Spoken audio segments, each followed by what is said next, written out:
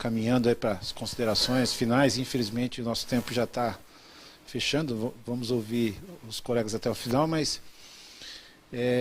regulação, né? A nossa regulação está equilibrada porque os protocolos de aquisição de dados, os cookies, os first party data, de todos os sites, eles são algoritmos fechados, né? E desconhecidos, em sua grande maioria, né? E leva a esses fenômenos de você consultar alguma coisa lá, dar um search em algum produto e você nunca mais parar de receber a oferta daquele produto. E aí pergunto, Marco, já seguindo nesse tema, né? Regulação, ela precisa de ajustes, né? A competição é equilibrada? Por favor, tua opinião nesse tema. Bom, Fini, é claro que ela não é equilibrada, o Gadre já tangenciou aqui, já colocou que é quase injusto, né, a nossa competição. E tem um estudo da Deloitte bem recente que ela aponta 4 cenários para a TV em 2030.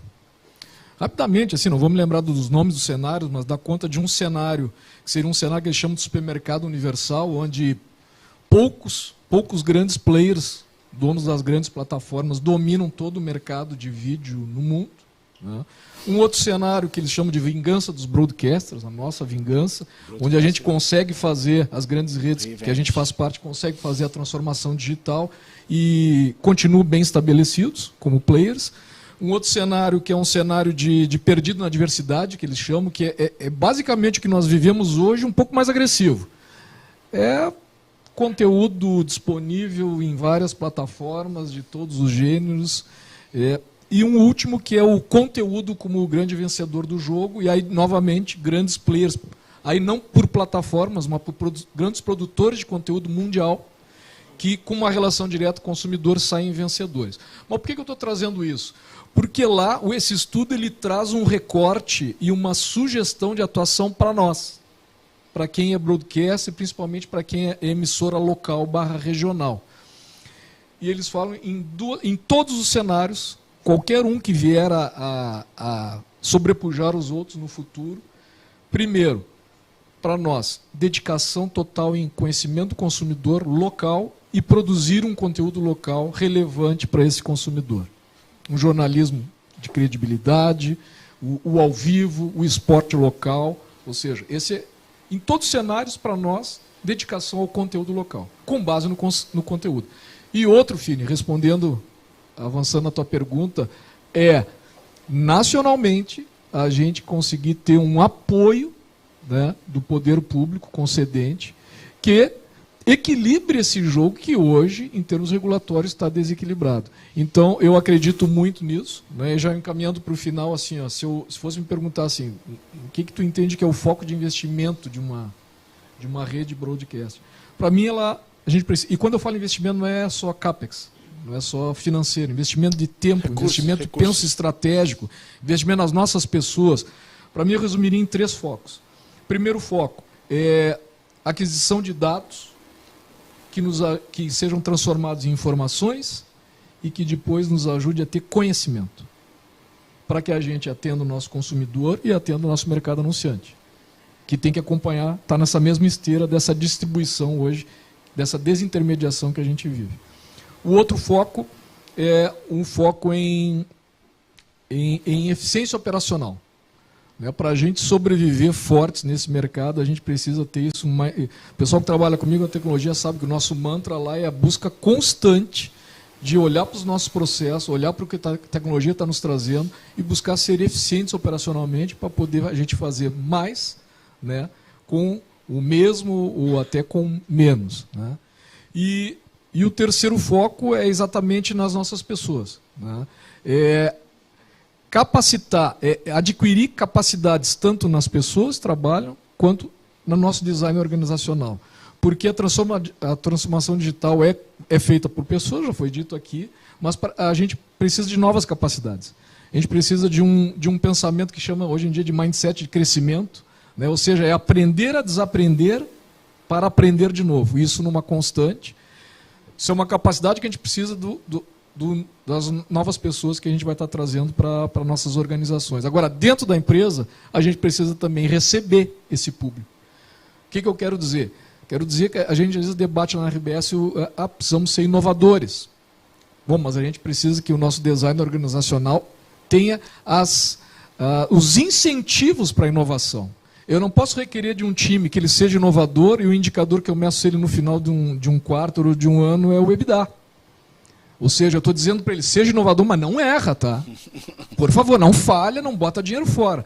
Com isso eu abafo. Então a gente precisa instalar as capacidades tanto do lado do colaborador, mas as nossas empresas precisam evoluir e investir para receber e para ter um design organizacional que, inclusive, atraia novos talentos. Tá? Perfeito. Então, basicamente e a isso. palavra que eu uso é mindset de evolução contínua. Né? Agora, outra, né? Cuidado, né, nos processos de recrutamento. Tem que ser isso, mas tem que ser tudo igual a mim, tá? Aí também não vai funcionar, né? Aí não vai funcionar direito. Mas, em cima desse tema, Lisiane, qual a tua visão de regulação, de mercado, para esse momento? Eu somaria a questão que o Gadri colocou do ECAD e o Ancine também, né? E assim várias outras questões e coisas regulatórias que nos oneram no dia a dia, sem falar na questão da credibilidade, que aí a gente já falou bastante aqui, mas que se nós, como grandes grupos que somos todos aqui de comunicação, a gente errar no ar, a punição é muito grande, em todos os sentidos. Né? Seja de perdermos telespectadores, ouvintes ou até questões legais. E a gente vê que na internet não acontece isso desta forma ou com este peso. Então, eu acho que as questões têm pesos bem diferentes, né? E esse é o desafio para os grupos, para os meios, né, de comunicação de massa, ainda que a gente também tenha o braço digital. Queria só rapidinho sobre pessoas, voltando ali. Claro. Para mim, isso, no meu dia a dia hoje, queria compartilhar com vocês, é o ponto mais difícil do dia, as pessoas. Eu acho que as pessoas, se a gente parar e olhar o tempo que a gente dedica às pessoas, o tempo que a gente dedica a entendê-las, a ouvi-las, pode ter certeza que é muito grande o número de horas que a gente dedica. E nem sempre a gente tem as respostas. Então, eu acredito num formato de empresa e de equipe onde a gente tenha os cabelos brancos junto com essa turminha aí de 20 e poucos anos. Para nós, que somos profissionais já de 2, 3 décadas aí de comunicação, eu sempre digo, eu aprendo todos os dias com a nossa turma jovem, todos os dias. E não tem mais isso de hierarquia, não tem mais isso de, mas eu tenho um cargo, tu não tem. Não tem isso.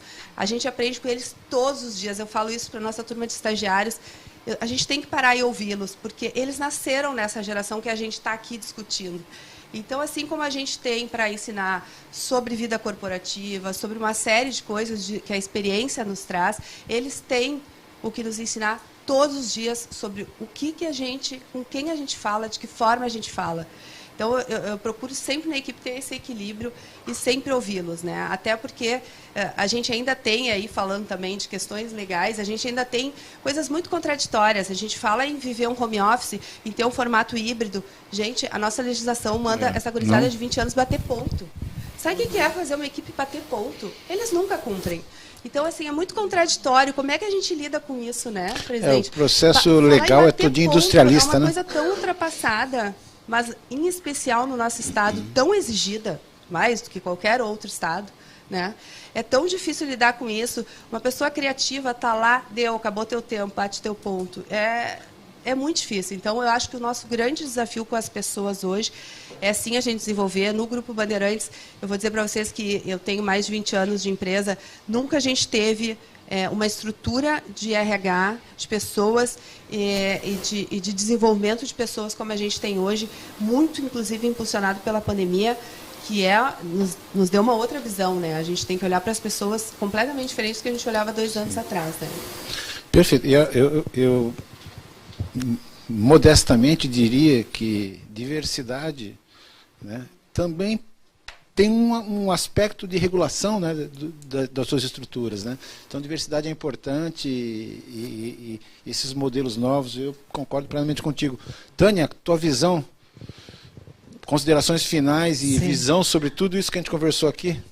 Eu vou dar um exemplo aqui, pegando o gancho da Lise também, sobre diversidade e respeito não estou falando em política, mas é um exemplo que eu vivi, com o ex-governador Eduardo Leite. Uma das coisas que, para mim, chamou muito a atenção na prática mesmo, é a forma como ele trabalha com alguém de 18 anos, 20 anos, e que ouve, da forma como ele ouve esse profissional, da forma como ele ouve um de 20 e poucos, de 30, de 40, de 60, ou as secretárias que têm 75, o caso da nossa secretária da Saúde. É impressionante, é do mesmo jeito.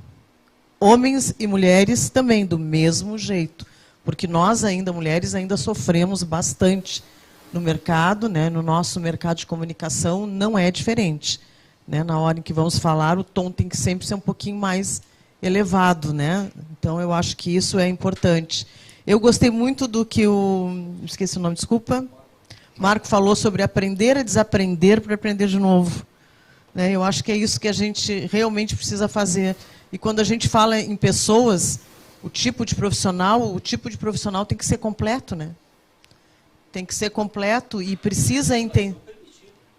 Exato, exato, porque tu ainda ouve, não, mas isso não é comigo. Não tem mais espaço para isso, né? Não tem mais espaço. Eu vivi numa época em que o jornalismo, e não sei quando que parou isso, se é que parou, existia uma rixa muito grande com o comercial. Né? E, na verdade, um depende do outro totalmente. Né? As ações que a gente pode pensar para o jornalismo, para a produção, e deixar e cair no comercial. Então, eu acho que essa coletividade, esse trabalhar em conjunto, ter essa visão, eu acho que é isso que vai fazer com que a gente vá avançar em todos os sentidos. Muito obrigado, Tânia. Eu queria agradecer a todos. Foi uma ótima conversa. Espero ter contribuído também aí com a visão de todos aí para a nossa audiência, né? Peço desculpas porque não há tempo de perguntas, né? E aqui a liderança, na verdade, é da Dálvida e da Luana, né? E a gente já está estourado. Eu agradeço muito a presença de vocês. Eu queria agradecer também as opiniões, também as visões de vocês, que são importantíssimas para que esse grupo que está aqui assistindo, né, que são os mensageiros, né, Gabriel, dessa bagunça toda de tecnologia aí, possam ter a visão dos dois lados para procurar as coisas certas. Porque tamanha é a oferta de tecnologia, né, é só você comprar um celular e um notebook, você vai descobrir, né, que você é confundido pela oferta, né? E que é importante ter essa visão das empresas, a visão dos negócios e a visão de todos vocês para ir na direção certa. Muito obrigado. Entendam que a SET está à disposição de vocês, inclusive para essas coisas de tecnologia. Tá? E boa tarde a todos. Obrigado.